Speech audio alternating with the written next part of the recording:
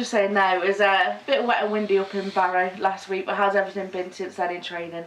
Yeah, no, obviously it's been pretty good actually. I mean, Monday and Tuesday, the group were a little bit quiet, probably more down to being frustrated. I think we all felt we should have won the game, and were certainly the better side over the 90 odd minutes. So yeah, it was a little bit flat Monday and Tuesday, and to be fair, I've got no problem with that because I think that's a good thing. And then sort of yesterday probably was the total opposite. You know, all of a sudden we ramped the players up. Session was really good, and the place is buzzing and bouncing again this morning, ready for tomorrow.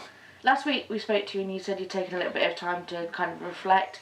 How do you now look back, and what can you learn from last weekend now going forward? Well, there was a lot of positive to learn from it, to be honest with you. It's not one of them where I was sort of searching for things that we could sort of massively improve on. I thought we dealt with the conditions much better than they did. You know, we created some decent opportunities, had one or two good opportunities, obviously especially in the first half, but even in the second half we looked the more threatening side, definitely. Yeah, so from me, it was a game that we could have quite easily have folded a little bit, you know, especially in that second half with them having the conditions with them. That was always a little bit of a worry at half time, thinking, you know, is there an onslaught coming here? On the back of them winning 2 games previously, tails were up. But we didn't. I thought, like I say, we thought we controlled the game. So reflections on the game were that we were good for long spells. Clearly, need to punish teams when we're having, you know, good spells and we're on top. And I think if we do that, then obviously we give ourselves a great chance. Looking ahead to the weekend, how are you looking injury-wise? Yeah, we're okay. Nothing significant from last weekend. Tom Anderson's still unlikely to be involved, but apart from Tom, we're pretty much where we were at last week. You made changes last weekend. Anthony Scully playing up front, and you've been playing Ishmael Kabir at right wing back. How do you feel they've been getting on with that? Yeah, I thought Scholes, that was his obviously first minutes for a while. He obviously had the frustration of the injury. I think we've seen from Saturday the quality that Scholes has got. He just needs to get fit and sharp, and I think the sharper he gets, you know, he's the one player you want. Listen, if there's an opportunity, he's the one player you want to have the opportunity, you know, because he's, you know, very, very good finisher. He can create, you know, that's why obviously I was keen to get him back in the fold. I've got nothing to hide or try and hold anything back on that. The reality is he's got quality that can hurt teams, so the quicker and fitter and stronger he is, the better. So that would have done him the world of good. He's had another week's training this week, and he's ready for tomorrow. In terms of Cabs, it's something that we were aware of and sort of spoke to Arsenal about on numerous occasions, that he's a player that we feel can play various positions, and he's still obviously learning. He's on his journey. We've played him in 3 or 4 positions already this year, and he just gives us that flexibility to utilise his strengths, which is obviously pace, in areas that we think we can hurt the opposition. Bradley Hovey has looked quite lively since he came in on loan from Peterborough.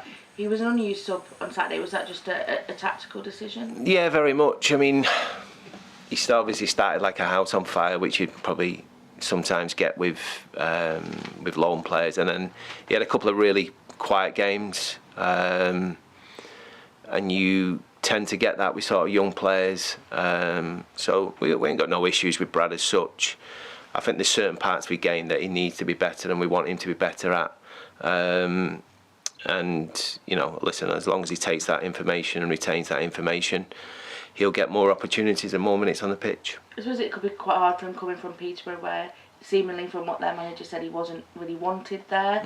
I mean, I suppose it's hard coming into somewhere and trying to get used to a new system. Yeah, I mean, I don't think it's anything to do with systems. It's just more the environment and the dynamics and stuff, and I think the players really like him. It's important for that to be the case. You've got to get that respect, and I think they do like him. listen, Brad knows there's certain things off the ball that he has to do better. And I think if he does that, he'll get even more respect from his teammates and from the coaching staff and everybody at the club. And I think going forward, he's going to get plenty of opportunities to try and do that. I asked you last week about Josh Ruffles. You said he was training elsewhere. Have you got any update on him? Yeah, yes and no. I think it's one of them where he's not signed anywhere yet, so that's a positive. We have got an offer on the table that he's aware of, and listen, it'll be down to him. It'll be down to him whether he comes here or goes elsewhere. I'm aware that he's a quality player, and the level he's at, he would be certainly an upgrade and be a great addition to us. But I'm sure there's sort of 2 or 3 other teams and coaches thinking the same thing. How important are the next 2 home games? You've got back-to-back home games. I think the last time that Shrewsbury won was the 1st of February at home, which is obviously a worrying statistic. How important are these next 2 games? Yeah, I mean, obviously, trying not to think about that is a starting point, and certainly not something I'm going to be bringing up with the players. But look, whether they're home games or not, they're 2 important games because of the next 2 games, and obviously we're on the back of a pretty decent result last week, although frustrating one for us. We want to build on that. We want to try and get another clean sheet, and if we get another clean sheet and we can nick a goal all of a sudden, we are capable. This team is capable of going on a run. But I said it a while back. The reality is as a club, we have to sort of unite, come together, because that's the only way things are going to turn around. It genuinely is. It's easy saying it. I can say it over and over again. I can speak to you for hours on end about why it's important and the reasons it's important. But there has to be a unity, and I think we have to give the fans something to shout about, and then obviously once we do that, it's their job to sort of stay and keep us focused and keep the mentality. And hopefully that'll be the case tomorrow. Hopefully we can give them something to shout and be proud about, and then we'll get that back from them, and then hopefully that will be the recipe for a win and hopefully go on a bit of a run. What do you put that down to? Do you think it's a more performance thing or more a pressure mentality thing? Probably a bit of everything. I think there's been some really good performances at home this year that haven't got the rewards that we deserved.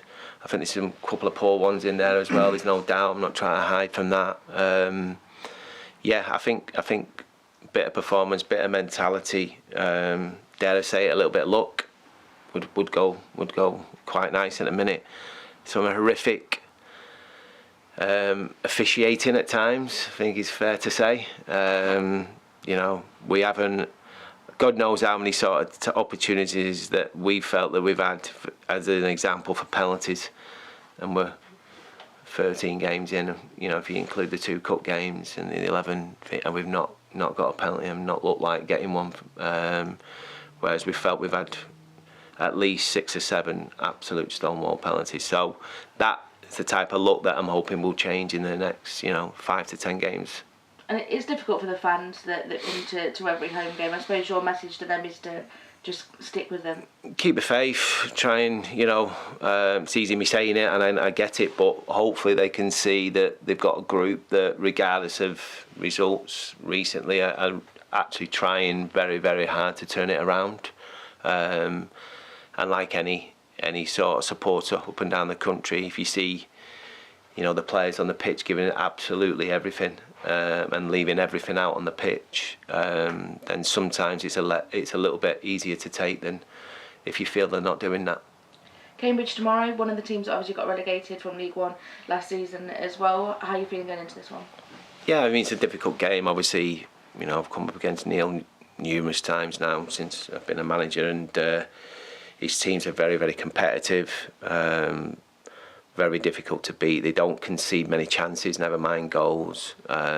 So we know how difficult the game's going to be, but I know it's a different team for them, different team to us, but I thought we were good value last year. Obviously lost to an error, to a mistake. Hopefully cut those type of errors out, tomorrow and get on the right side of a result.